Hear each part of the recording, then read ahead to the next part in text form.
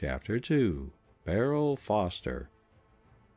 "There's a bright boy you have," said Uncle Joe Green, a well-known broker to Howard Morse, banker and broker of number 34 Wall Street. "That's what he is," agreed Mr. Morse emphatically. The two men were chatting in the latter's private office, having just come in from lunch. "What's his name?" "Bertie Ballister. Seems to be lively on his pins. He doesn't allow any grass to grow under his feet. He seems to be a perfect little gentleman, too." "He is." "Well, you've got a prize package in him, I'm thinking, Morse." "I certainly have. He's thoroughly reliable, and is as honest as the day is long. Do you know, I would trust him with $50,000 in cash any day, and feel quite easy in my mind about the money." "Well, I wish I had such a boy. My messenger is all right in his way, but his way is sometimes awfully exasperating to me. His name is Oliver Bounce, and I feel like giving him the bounce about every other week." "Why don't you, if he isn't satisfactory?" "The fact of the matter is, he's the son of a poor widow whose husband was an old and faithful clerk of mine years ago. The man saved nothing out of his salary, and when he died he left only a beggarly $500 of insurance, which scarcely more than sufficed to bury him. The boy is her sole support, though I believe she does take in sewing when she's able to do it. I'm afraid he doesn't give her all his wages as it is."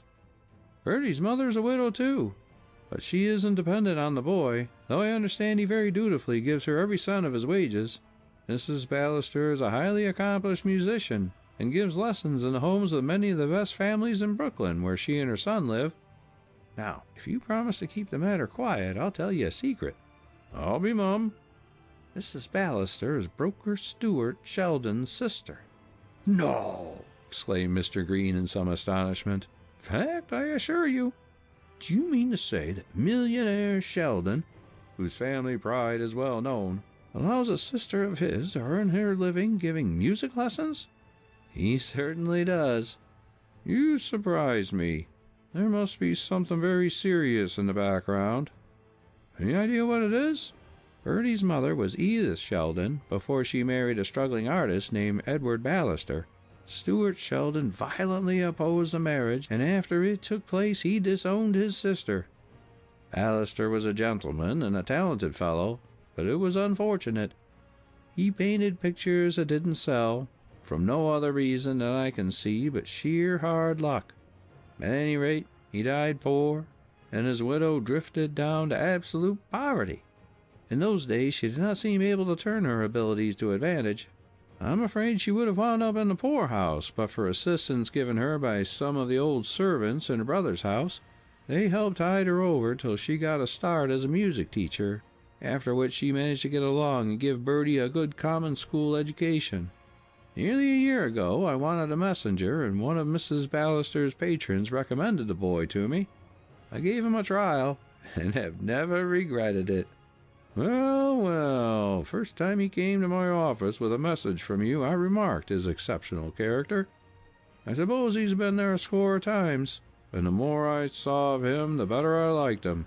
I had it on my mind to speak to you about him before, but somehow the subject always slipped my mind.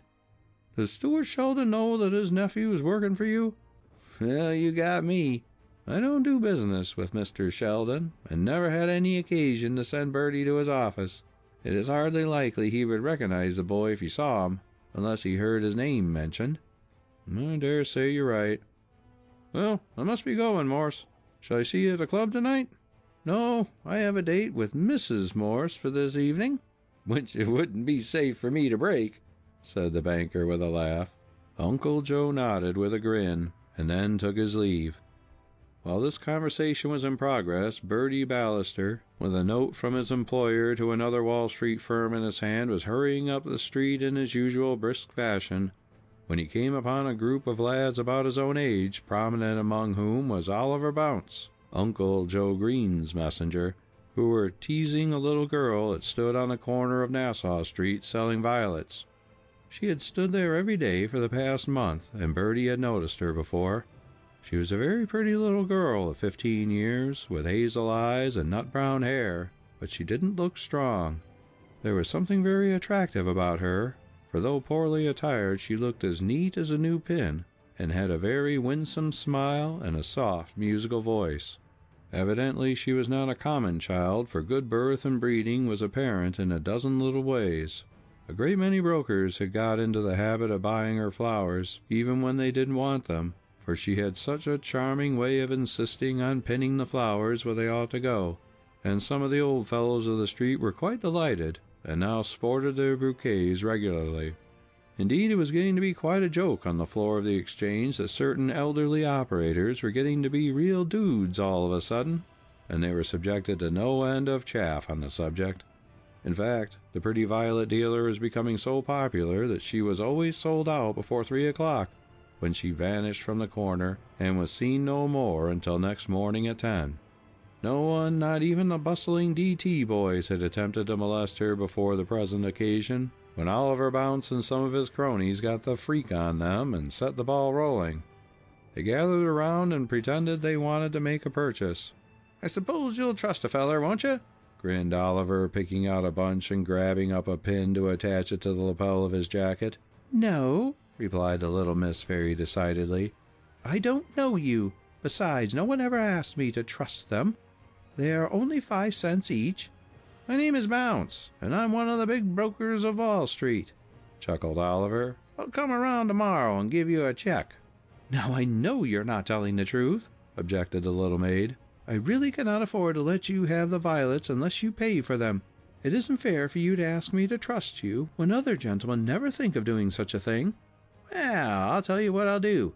I'll give you a kiss for this one," snickered Oliver, making a bluff to grab her.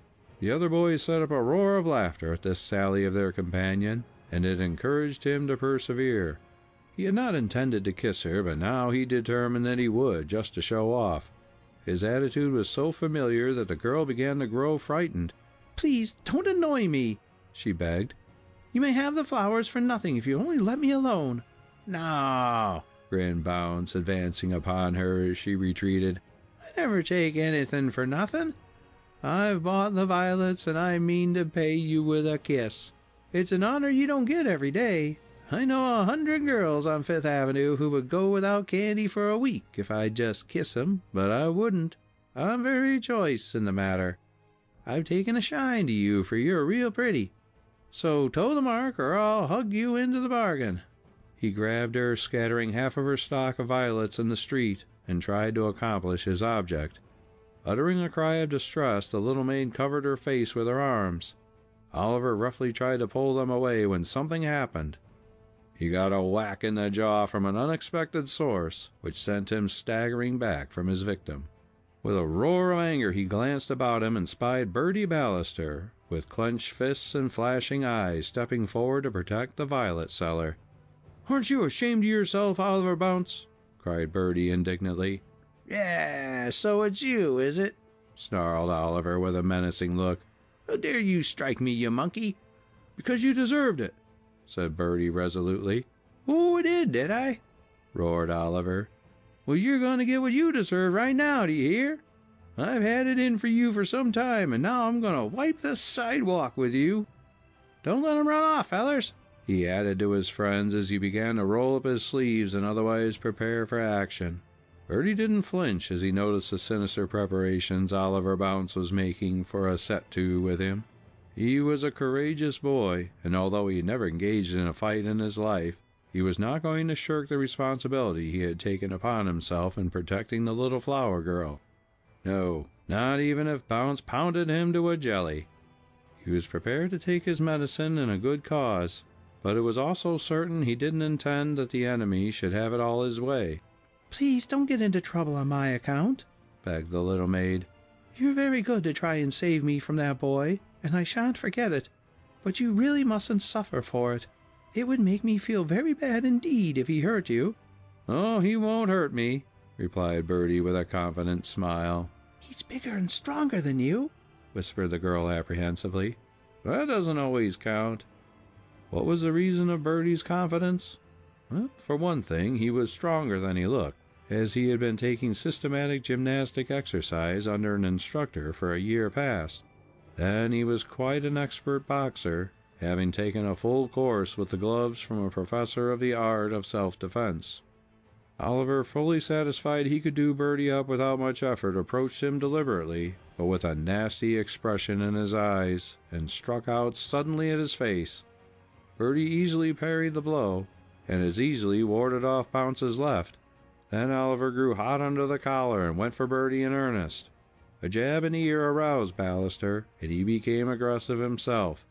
Dancing around his bigger and less agile antagonist, Bertie planted 3 smart punches in quick succession in Oliver's face, the last on the point of the chin, setting the fellow's teeth together with a snap, and to the amazement of his companions he went down on the sidewalk in a heap.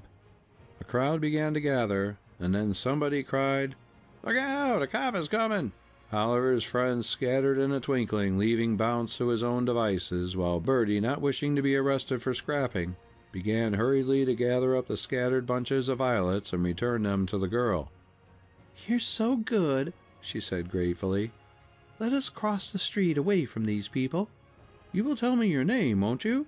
he asked as he led her away. "Beryl Foster. And what is yours?" "Bertie Ballister. Now, goodbye. I've got a message to deliver." He was off like a shot, for he saw a policeman with his hand on Bounce's shoulder, and he thought it the part of prudence to get out of sight. End of chapter 2.